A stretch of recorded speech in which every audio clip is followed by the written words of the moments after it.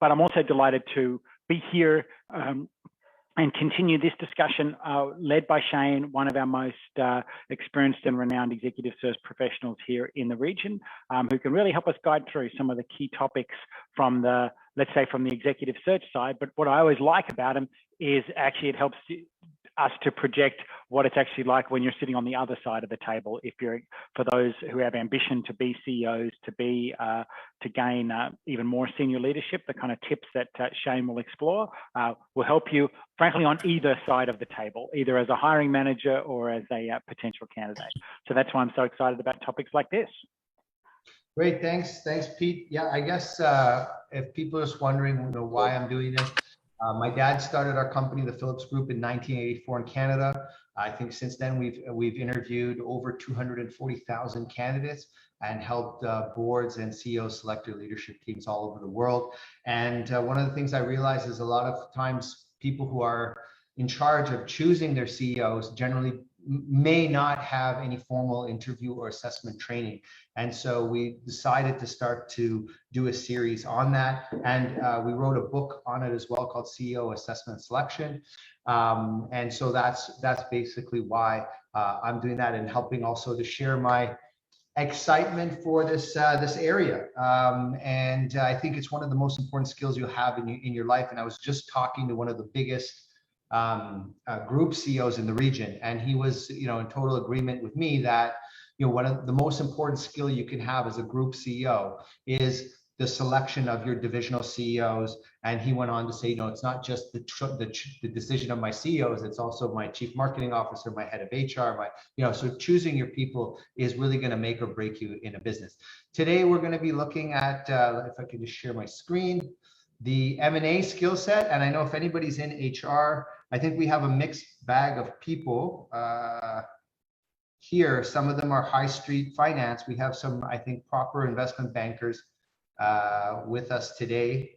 And is my screen, nope, I think I have the, nope, sorry, a little glitch here with the sharing. There we go. Okay, is it sharing now? No, not yet. Now it is. Okay, great. Yep, we can see it now, Shane. So if you just go into presentation mode and you can put it on the full screen. Yep. Trying. I don't know if that is working. There we go. Okay. So can your candidate lead your CEO growth? Here's a quote. I don't know if anyone knows who the quote is from. This quote is from T-Bone Pickens. And I just was highlighting another dialogue I was having with one of my group CEOs that's saying that what? It's not coming up on your screen, Shane. It's not showing. I was wondering, because that was like a bit of a racy quote that I was showing on the screen, and I wasn't getting any reaction. So I was like, okay, sorry for the glitch here. But okay, is it showing now? Yes. Okay, so this obviously is it going to go full screen? Is it full screen now? No. It's not?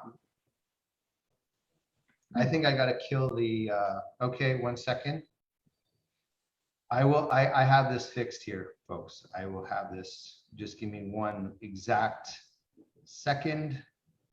And voila, now it should be, right? Yeah. Now it is? It's yes, full it screen is. now?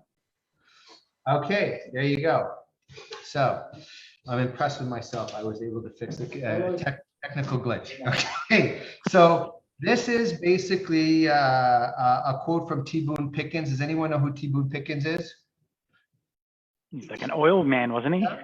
So he basically, and I mean, the reason why I picked this quote is because a lot of my CEOs are saying, look, they can be at a disadvantage because they're competing in the market as a professional manager against owners. And owners, the way they run their business, the way they're going to approach value creation is going to be different than the way a manager will. And so this was T. Boone Pickens was the grandfather of the hostile takeover. And so what's that? What's going on?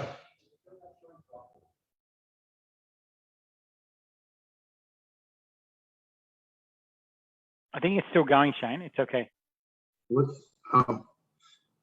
Okay. 1 second. Bye.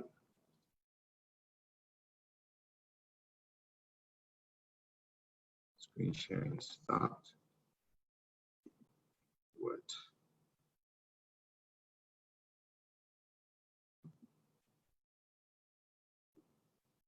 Okay, this is the last time. Sorry about this, guys, ladies and gentlemen.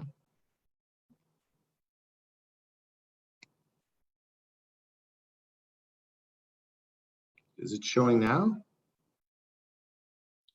Yes. There we go. Yes, it is, Shane. Yep. That's the last time we have to deal with that. So basically, T. Boone Pickens was the grandfather of the hostile takeover, and he basically would take over companies much larger than himself. And so, and he felt that he was able to do this because those CEOs were really not owners. He didn't feel they really knew the business as well as he did. And he ended up making literally billions of dollars. If you don't know T. Boone Pickens, he's one of the original oil wildcatters from the US. And literally deal after deal after deal, he was kind of really the person who paved the way for the strategy and approach to creating the hostile takeover. I'll just touch on a couple quick case studies. I mean, everybody's familiar with Saatchi and Saatchi. From 1972 to 1987, they did 35 takeovers. I don't know if anybody knows who the finance director of Saatchi and Saatchi during that period was. A very famous person. He has a sir. He was knighted. Nobody knows. The famous. So Sir Martin Sorrell. Sir Martin Sorrell really optimizes the power of the M&A strategy, because he bought a plastics company and within a few years becomes the largest advertising firm in the world to surpass Saatchi and Saatchi. And from a talent perspective, it's also very interesting to see the who's really the creator of value in this.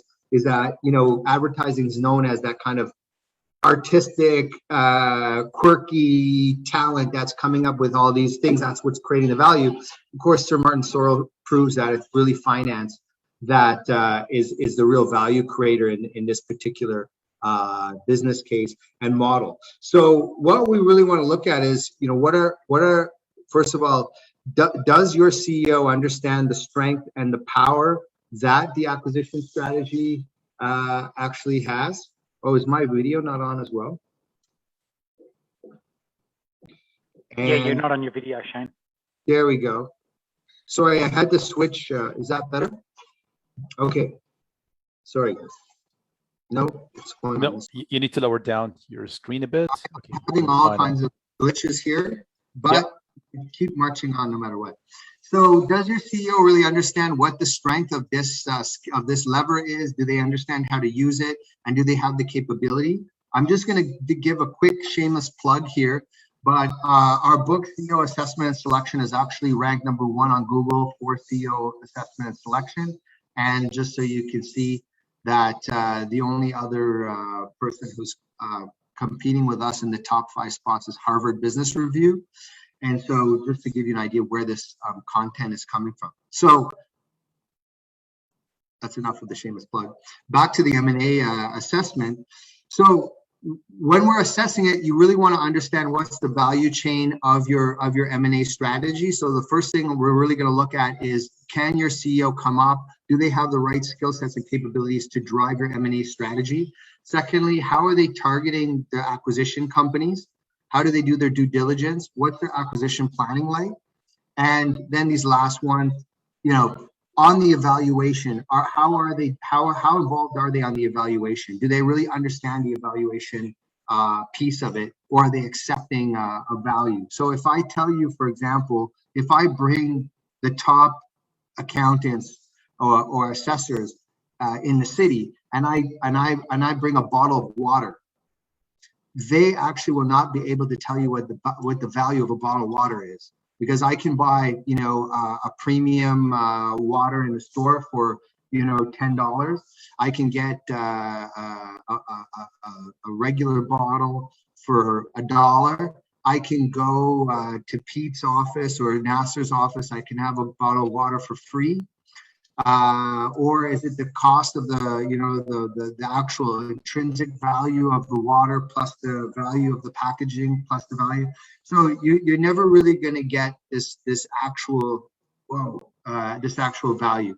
And then value creation. And the reason why we separate it is to really understand that a lot of organizations will basically silo these functions. And so if I'm dealing with a CEO of a multinational company, you might say, okay, this person is from this Fortune 100 company, brand X, this CEO has to be awesome. But in reality, that person is being supported by a corporate M&A team. That person will be dictated from the head office that, hey, by the way, we're going to be buying this textile plant that we've done the due diligence on. I want you, you know, to go over go across the street and start the process. So they're really executing that deal. The other thing to also remember is if it's a local company, two chair people, you know, might be doing a deal between each other. That chairperson is then going to call their CEO, you know, I want you to go over to Mr. X's house and, you know, this is the deal. We're buying the retail chain for this price, and they're executing it. Another one is, you know, board members, ultra high net worth individuals, they get excited. They've always wanted to own a hotel in Zurich. You know, they get a deal, you know, one of the E&Y or whoever brings them the deal, private bank brings them the deal. The guy says, I want it. Next thing you know, the CEO is on the plane to go and execute this deal for his chairman or for her chairman. So you want to understand how the deals are actually created. And then there's a very limited number where the CEO himself has or herself has a vision. We want to be the largest chocolate business in the world. You know, we're going to go around and start acquiring, you know, the top 3 chocolate businesses in every country. And these are my lists. And, you know, hey, I want to go have dinner with the chairperson of this particular company and then execute it. Now, which CEO is right for you is really dependent on what you want to do with your business. And remember that the way the CEO is approaching acquisition tells you a lot more about the CEO's skills in other areas. So what do I mean by that? I'll just walk you through this example here, and then I'll show you how, by looking at how somebody approaches their M&A strategy, it actually showcases if they have gaps or weaknesses in any other critical areas for this that the CEO might have. So this is a real case. This is a real case. Company has 20 hotels, and they're cash rich. Okay, they have been making money hand over fist, and they're cash rich, and they can buy whatever they want to buy. Well, within reason, you know. You know. So, for example, if there's an acquisition that has $100 million or $200 million US dollar ticket price, you know, they can easily participate. So how does the CEO in each case, and how is the board talking and thinking about M&A? So the first one is, hey, our board is VIPs. We're going to have proprietary deal flow. We'll get first right of refusal on, you know, some really sexy deals. And so let's go with that. We're going to be opportunistic. This is option one. The second one says, no, actually, guys, you know, our strength is our ability to create unique buildings, unique structures that are iconic. So we should really focus in construction and architecture and really being a real estate developer, a master planner and real estate developer, where we anchor our projects with our hotel. The other one says, no, you know, really, we have 20 hotels. People come for the service, and we're a management company. And so we really need to focus there. And then the third one is like, guys, that has nothing to do with it. Where's the money? The revenue comes from booking online. We're an IT company. We're an application. And so we should just lose the brick and mortar, lose the management, and just be an app. And our ability is to say, hey, how many rooms do you have? 500 rooms. We can sell those rooms every day for you for the next 365 days. This is actually like a real dialogue that's going on with the board members. So who are you?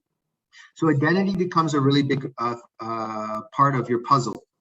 And so let's look at what happens here. So what happens in the opportunistic one is the acquisition is not linked to your vision or strategy at all. And you start to get, in this actual case, they bought a laundry company, they bought a catering business, because I don't know if you know, like the hotel staff, there's a lot of staff. They don't actually eat in the hotel restaurants. They actually usually have a third-party caterer that feeds all the staff. So they bought a catering business, they bought a laundry business, they bought a 5-star hotel, they bought a 1-star hotel. And so you end up with this kind of smorgasbord of assets, which you could say, okay, fine, they're all hospitality related, but are they really creating value? And so here you start to see companies that have now focused in one area, and what's the outcome of that? And as you go into, for example, looking at the Airbnb model, Airbnb systematically went after its direct competitors in every single country and acquired into Germany, acquired into UK, acquired, they bought companies like 9 Flats, like Crash Patter, and systematically built up a portfolio. And it wasn't just the fact that they acquired these businesses. They were able to successfully merge them into their platform, make them successful, make it a one cohesive brand. And so when we look at this, we start to say, okay, well, the CEO who's really being opportunistic, maybe they lack a sense of identity, whereas the Airbnb people really know, hey, who are we? We're an online business. We're an e-commerce business. We're not a hospitality business. So one of the top things that you want in your CEO and as in a great leader is that they give us a sense of identity.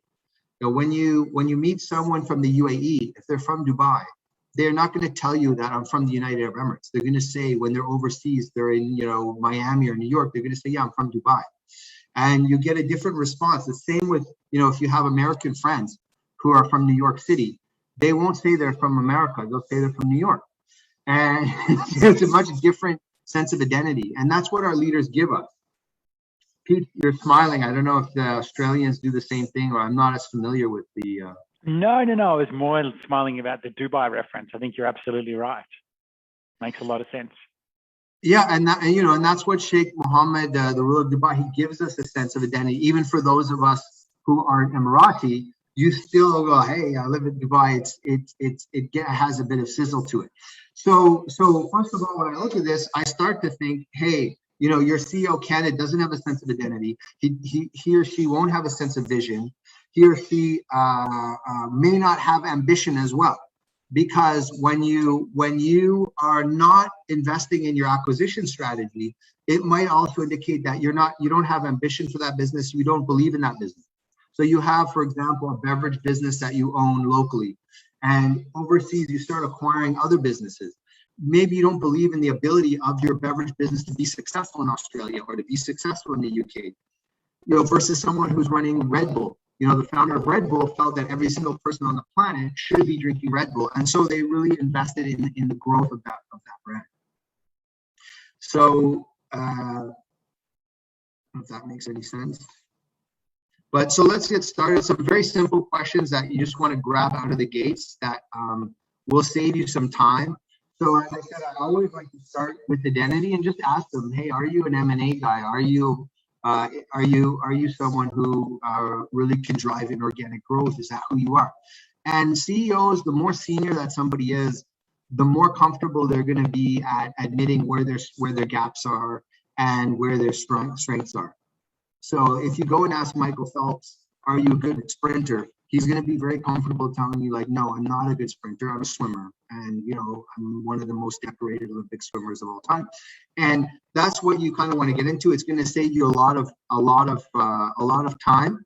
And then you just quickly want to get into, like, how many M&As have you done?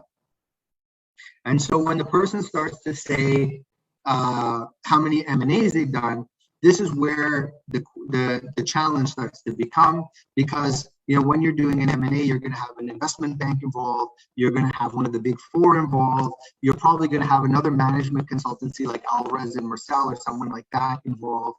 And then you're going to have the board involved. You're going to have your internal finance department. So the CEO will be surrounded by an army of extremely competent people. And so if you're not good in M&A, you generally, it generally shouldn't be an issue. So the CEO may not actually do anything, even if they have been part of 5, 6, 7 M&As, which is something that we covered before. So once you get past this initial piece, what are the basic questions that you really want to ask to ascertain if this person actually got their hands dirty or not? And I don't know if we have anybody, we have some heavyweight finance people in the crowd, so I don't know if anybody would like to jump in here and say what they would ask or not. Anyone? You guys, Pete, I don't want to put you on the spot because this is like a rare skill that generally, most companies, they don't actually need it. So it's not a mandatory skill, to be a CEO. There's a lot of CEOs who will never really go down the M&A route, which is fine. Okay, so we're not getting any. Okay, so then good thing we have this slide here, so you guys will get the questions now as I review them. For me, the one that really cracks the cookie for me is, asking them, how do you decide your discount rate? And a lot of CEOs will be handed the discount rate either by the investment bank or their personal bank or their consultant. And the discount rate for those people, I mean, how many people we have that are not really necessarily finance people? When you're doing your corporate finance, one of the core metrics or one of the core data points that you want is your weighted average cost of capital, which in just simple English tells you, how much premium you want to get back on your money given the risk that you're being exposed to.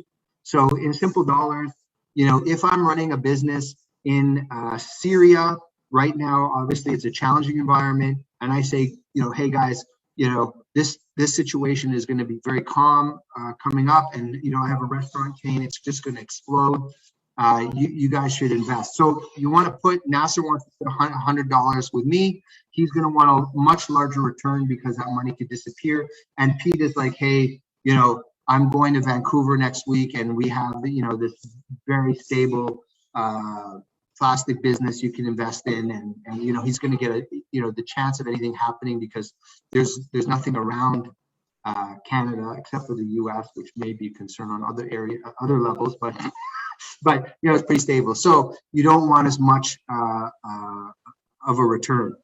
So this is the quick calculation of how this works. So you need to, in order to calculate your weighted average cost of capital, you need to understand what the cost of capital is, and that's where in the cost of capital your discount rate is actually actually used. It's also used to get your net present value, your average present value, adjusted present value. And basically, you want to say how much of a discount should I apply to my future cash flows to understand what the value of that cash flow is today. So just to go back, so when a person says, yeah, I've done 7 or 8 M&As, okay, which was your most complex or which was your favorite? The guy says, oh, when we acquired Aston Martin. Okay, great. You acquired Aston Martin. You were leading that. How did you decide the discount rate for this? And then what was your weighted average cost of capital? How did you come up with it? Another easy question to ask is, it all really comes down to, does the CEO understand what the cost of capital is? And so when you're working internally in a company, if Pete owns the business, Pete has, X amount of cash, and I'm running his manufacturing plant. We're manufacturing, these beautiful lion mugs.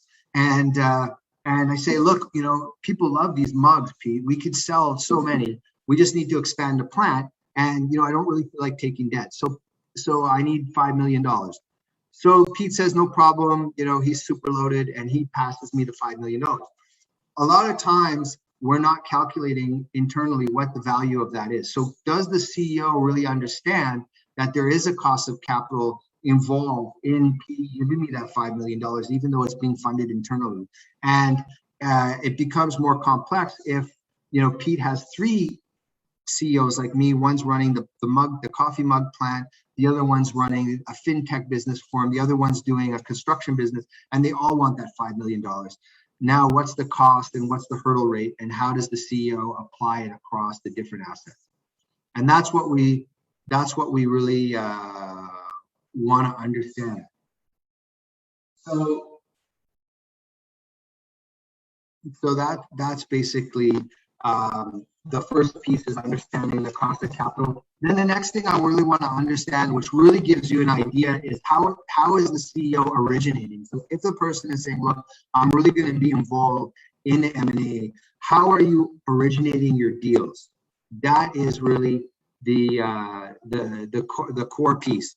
So if they're waiting for the consultants to provide them cooked deals, as we call, quote unquote cooked deals, that, hey, I'm working on the sell side, and I'm bringing you sell side mandates. Here are 5, 6 companies we have for sale. Would you be interested? Or is the candidate really creating their own strategy? So just to give you another example. So Blockbuster, I don't know if you guys remember this. If you guys had Blockbuster in North America, we had Blockbuster. Very huge video store. CEO comes in. CEO of Netflix at the time, they were hemorrhaging money. They were blowing. I think they were losing like $5 million a year or more, and I think the losses had accumulated significantly. They went to the CEO of Blockbuster and said, "Look, you guys want to buy Netflix? It's for sale." The Blockbuster CEO said, "How much?" $50 million. And the guy from Blockbuster said, "No, opportunistically, it doesn't make sense because you guys are losing so much money." And so look at the candidate who's more strategic. They say, "Hey, we really need to be in the e-commerce space. We really need to be involved in online entertainment." And then it would change the way that you really look at this acquisition.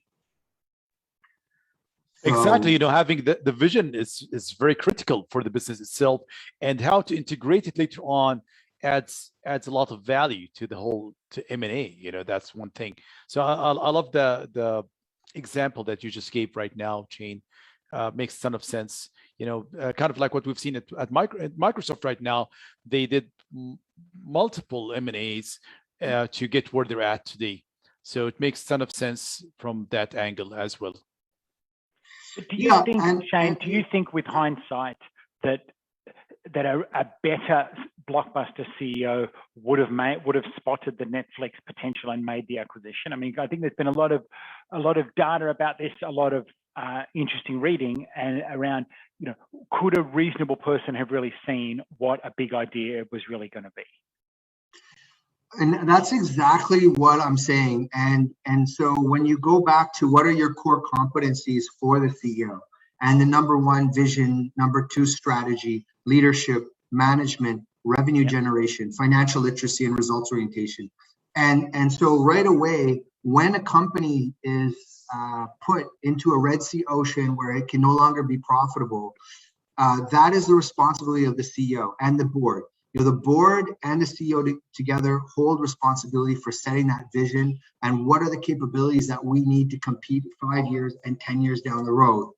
And it shouldn't have been, when you take, like the disruption that Amazon has caused, for example, it really shouldn't be a non-retail business. Jeff Bezos actually came from Wall Street, where he learned the algorithms that they were using in quant trading and applied it to the book market.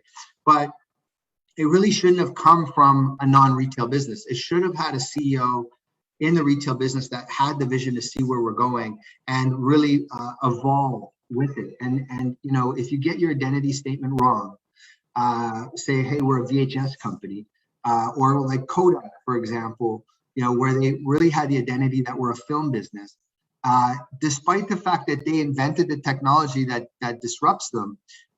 They don't have the vision. And so who's responsible? I mean, this is a great question, Pete. And this is always bounced around like a hot potato, where a lot of boards are saying, we want the CEO to come in and create the vision. And the CEO is saying, oh, well, we want the board to create the vision. If you're going to be a successful at that level, you really need, that's what we're paying you for. That's what we're paying the CEO for, to say, hey, this is what the future of this business looks like.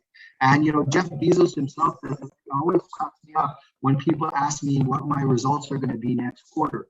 He says, that's not my job. He's like, I'm cooking the deals for the next 3 years, and I'm looking at where are we going to be financially 3, 5, 10 years out. I'm not really concerned with what's happening in the next quarter. That's not my job. And that's what it also points out to, is what's the investment horizon of your CEO.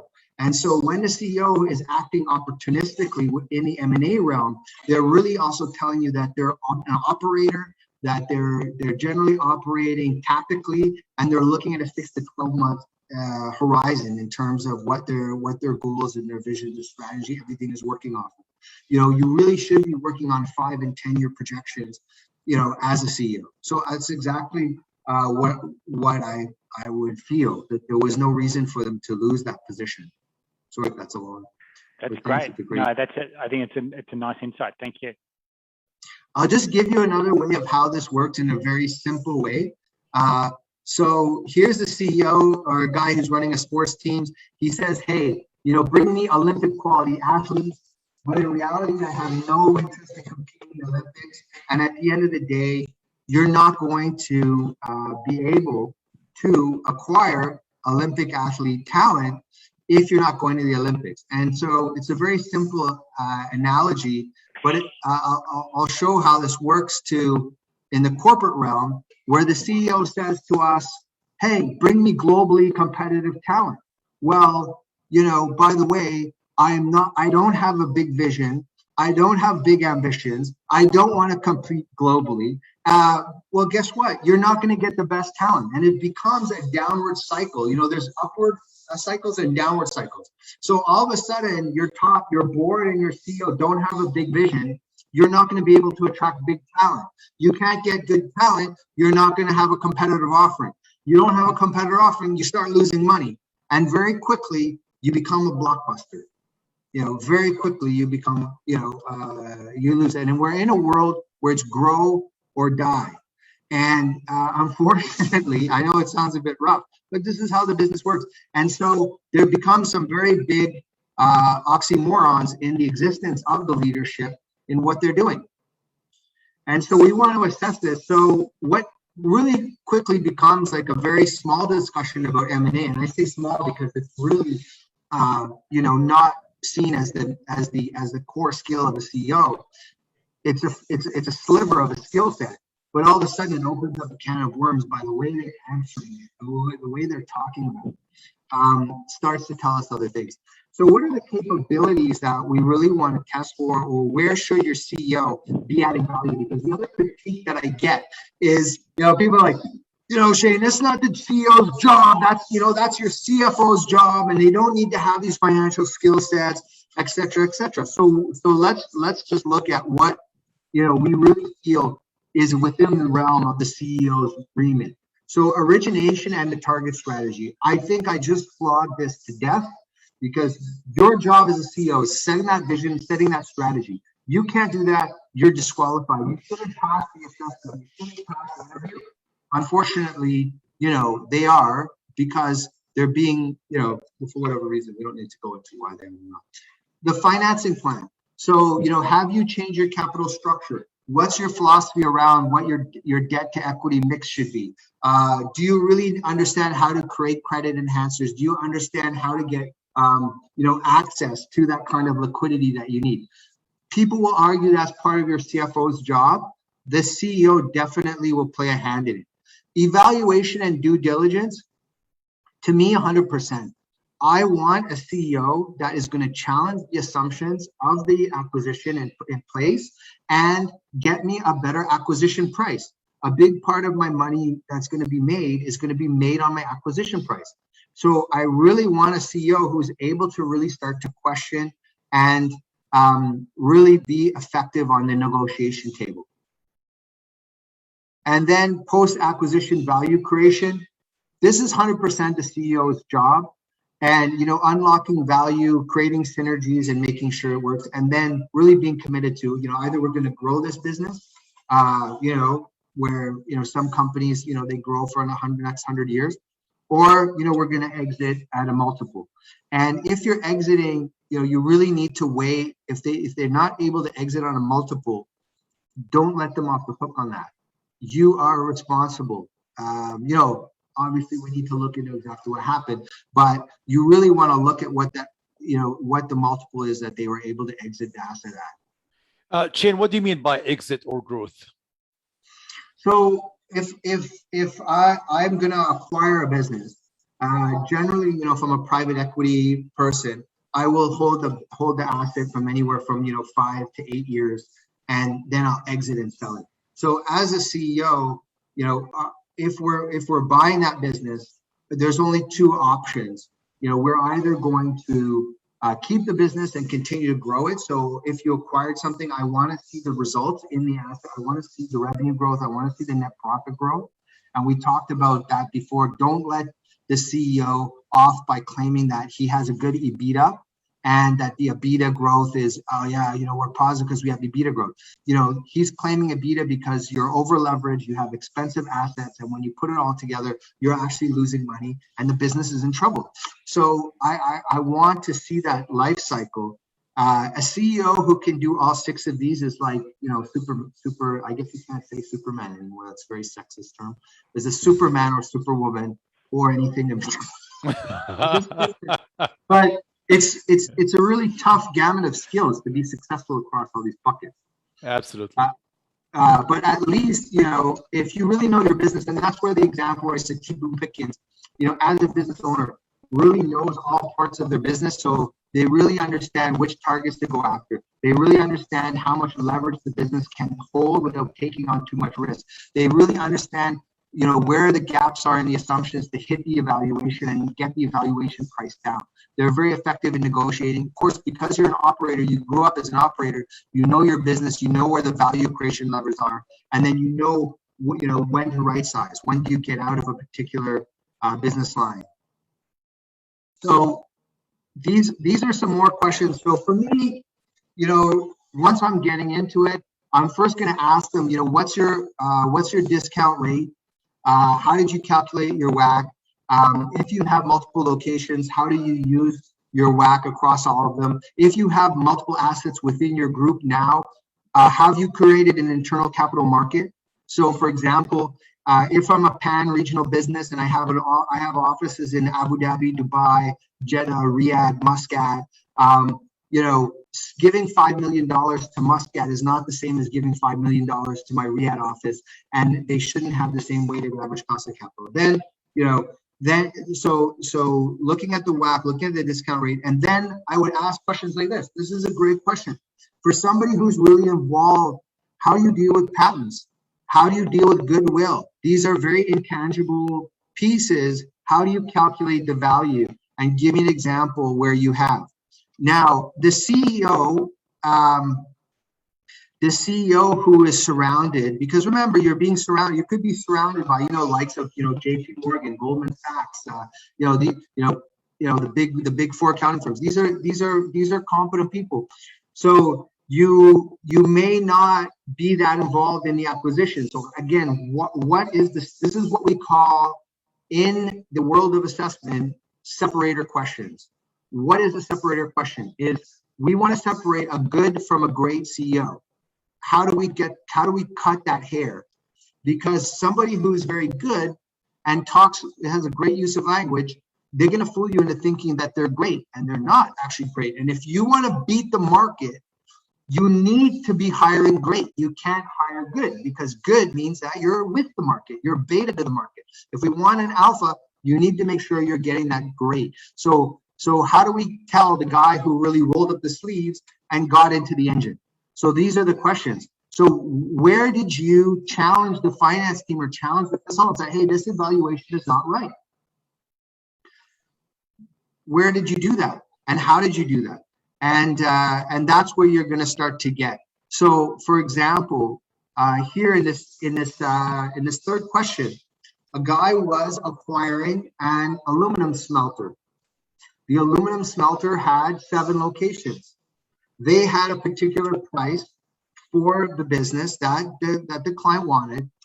my client assessed that business and he said, no, you're using one whack across all these locations. It's not true. We have to go in and give a different risk profile to every single one of the locations, each one of the subsidiaries, because some have aging equipment, some have modern equipment. And he was able to reduce the acquisition price by 20 to 30%, going in and challenging how the evaluation was done. So, I hope the audience has any questions. I haven't been able to check the chat box.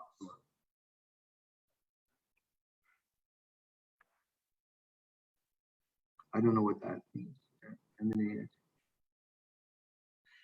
So the other thing is, this last question is also like a very easy one to get a grip of how involved the CEO is in evaluation. And this is where, when I go back to my first slide by T. Boone Pickens, where it said a lot of the managers, the CEOs, don't really understand who their shareholders are. That's really disconnect between an owner and a manager. And the owner is going to really want to know, because you own it, you want to know how much it's worth. So you're going to go and you're going to ask, hey, evaluate my business. And guess what?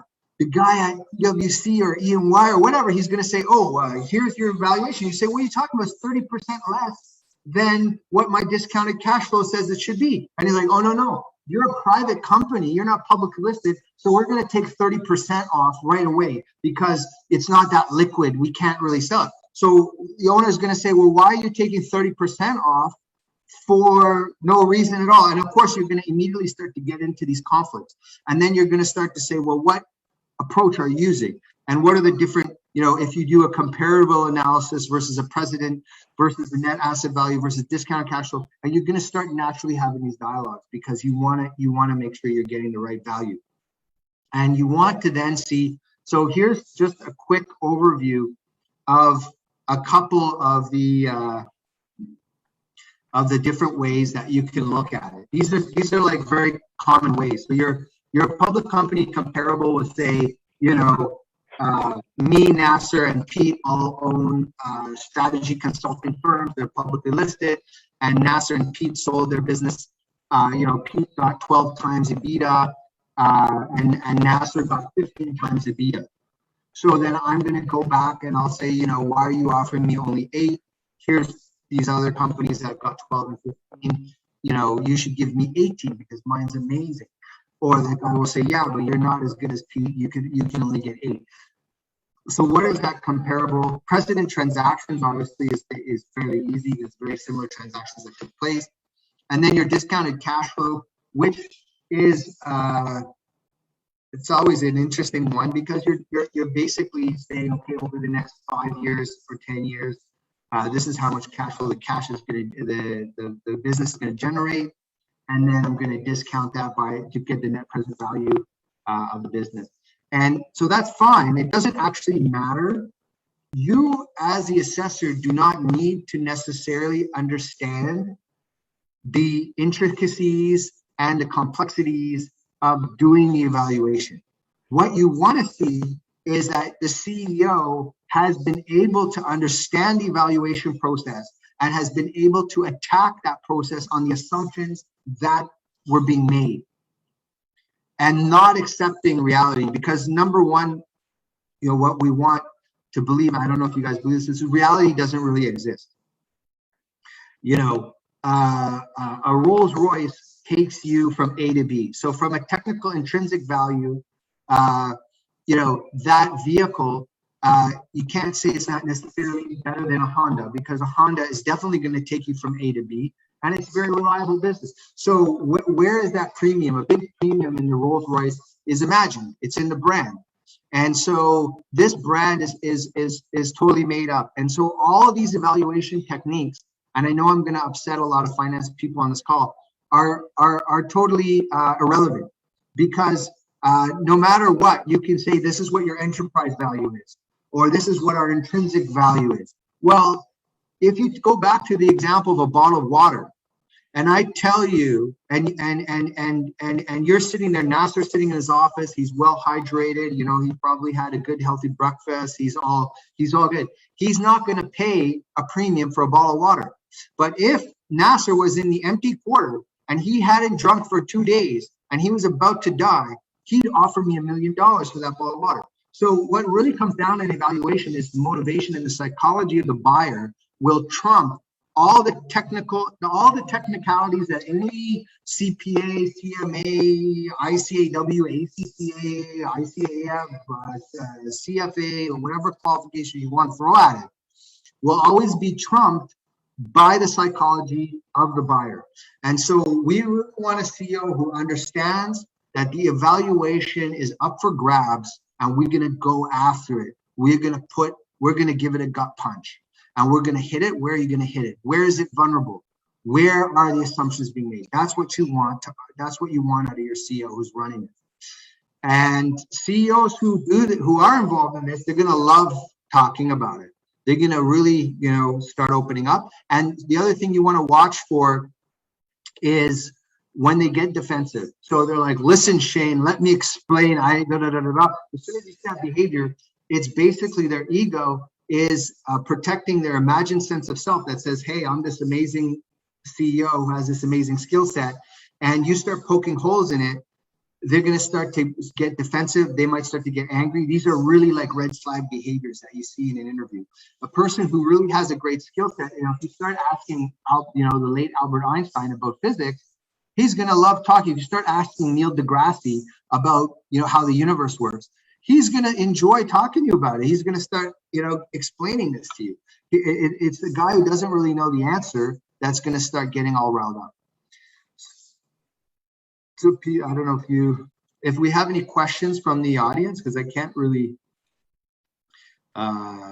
see. But those are, just to recap here, some of the quick questions that we would go after is, again, going into the nitty-gritty detail. You know, if I tell you, guys, I'm a barbecue master. Now, how do you tell the difference between a guy who likes to cook on the barbecue once in a while and who's a master? Well, you know, how long should the chicken be on the grill for? How long do you flip it? What temperature do you get your grill at? What's the internal temperature of the meat if it's going to be well done versus medium rare? You know, you get them on the details, and that's where. Yeah, I think this is actually really the key. Shane's point is totally correct here. It's this, and my good colleague of mine talks about the theory of the case. You know, and his description in senior level interviews is, I don't really mind what the answer is, but I want to know that the person I'm interviewing has a well thought out hypothesis, that they've done the research, and that they can articulate their theory of the case. And I think that's when it comes to M&A and elements like this, someone who is if you need an expert, you want someone who's been through it and led it before, means they're going to come out of that process with some battle scars that has helped them identify their theory of the case or their point of view in relation to M&As. And I think once you get them talking, it'll be tough to stop them talking. So you will really know the difference between someone like that versus someone who might have just read a few textbooks and the odd LinkedIn article and can come with some nice buzzwords. You know, if M&A is so critical in the selection process, you've got to dig into it in significant specificity during the assessment, and that will allow you to pick a person who meets the needs of the role that you're pitching for. Right, and if you want more information on this, we're actually having the first ever to my knowledge, certified CEO assessor course, which will be backed by SP Jain School of Global Management, and we'll have a professor, the dean and CEO of the Dubai campus, Professor Christopher Abraham, will be talking on behavioral science. We also have a professor of finance as we go into kind of these topics, the M&A a bit more, and we will have potentially some celebrity CEO or some very well-known CEOs from the region as guest speakers. And you can watch if you want. If you don't want to wait for the course, you can get the book, and you can see an overview of the book online, which walks through all of this. And if you want a free sample of the book, you can get it from our website, which you can just download from the book page. And there's a second sample. So the first one is testing generic finance skills. And then the second sample is how do you tell if your CEO is a rainmaker? Can your CEO make money? If you want that one, just send me an email and I'll send you the password to get that. But that's all we got there. Do we have any questions from the audience? Maybe I can stop sharing my screen and see our lovely audience here. And I don't know if anyone has any. So yes, Deb Narayanan has a comment. I'm not sure if I totally get what Deb is trying to say here. If you want to explain yourself. No, you can just unmute yourself and join in if you want to. If you have a question, you can just ask it if you want. I don't know if I think what he was trying to get to, when you talked about the evaluation of the CEO, and he said, okay, you might add to it the flavor of the due diligence where you can check his finance capabilities and basically the legal capabilities as well, reading legal documents, make sure the legality of the M&A itself, is it legal or not to be done, especially when you look into large mergers, where basically you need to have some sort of authority approval. Probably that's what he was luring towards. Technical and complete is required. So I don't know. I mean, basically from technicality aspects as well. I'm not sure. Probably that's what he was trying to get to. Sure. Fatal's sorry. Mr. Hubert is asking me if I'm the CEO of my company. I guess I would be. I mean, you are, Shane. Absolutely. I think it's on your business card. Look at you. It is, but my company's infinitely smaller than Mr. Hubert, so I don't know if it can be considered a real CEO in that sense. But we're just a small, we're a smaller business.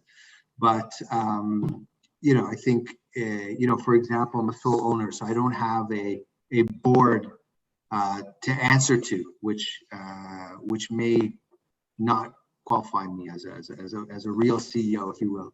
Hubert, I don't know, you're muted. I don't know if you want to. It looks like you're trying to talk, but you're. No. I don't know if you're trying. Oh, there we go. Hi. Yeah, we can hear you now. Sorry, what was that? Just listening to your answer. Yes.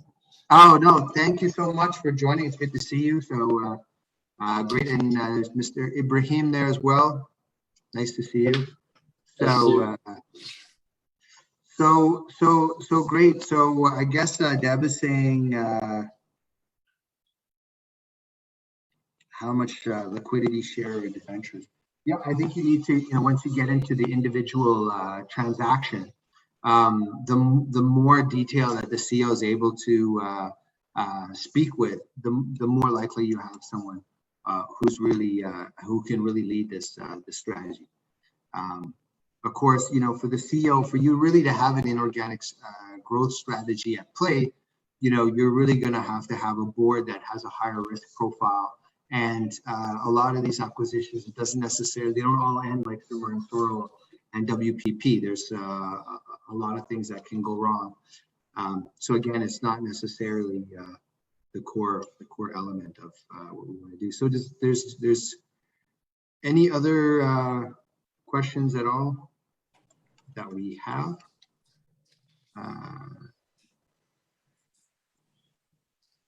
For this? No?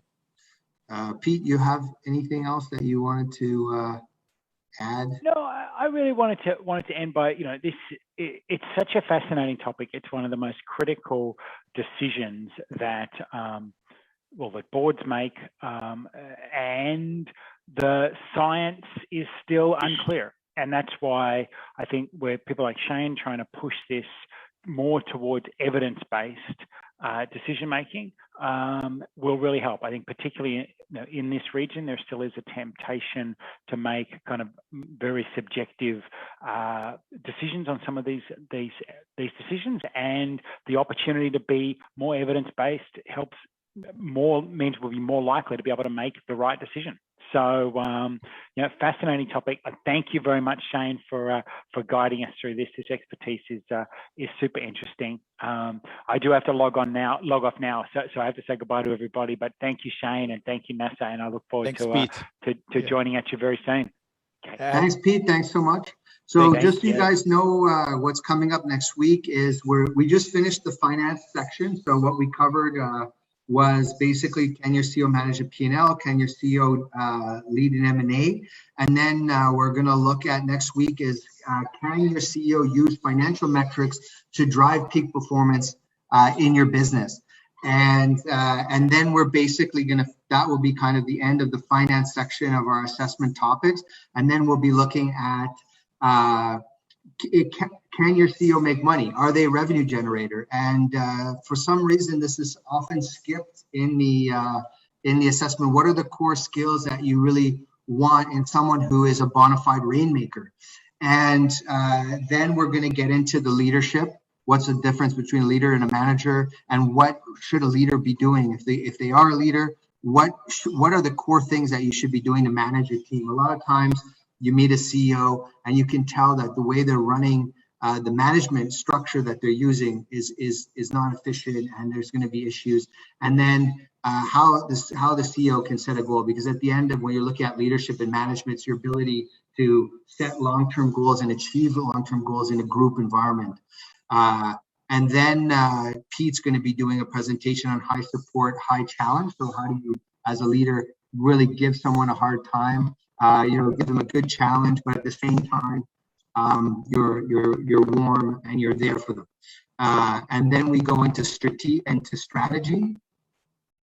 and power, authority, and succession planning, which is the last of the skills. So that's the series. So if I can stop sharing there.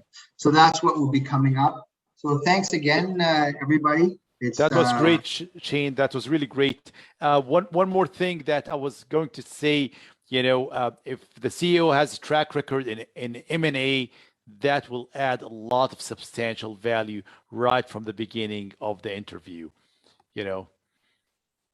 It can be, yeah, but it can also be maybe the board doesn't have the risk appetite. So I mean, it's horses for courses. So if you're going to bring in a heavyweight CEO who does the M&A, but you're not really going to support them at the same time, the guy, he will resign, he will quit, or she will quit. But yeah, it's a double-edged sword, but you have to be clear on what you want to do. So I just want to thank everyone. Thanks again, Nasser, for co-hosting with me and joining. It's nice to see you. And again, that's Nasser Zega from Digital Analytica. If you're doing any digital transformations, he's really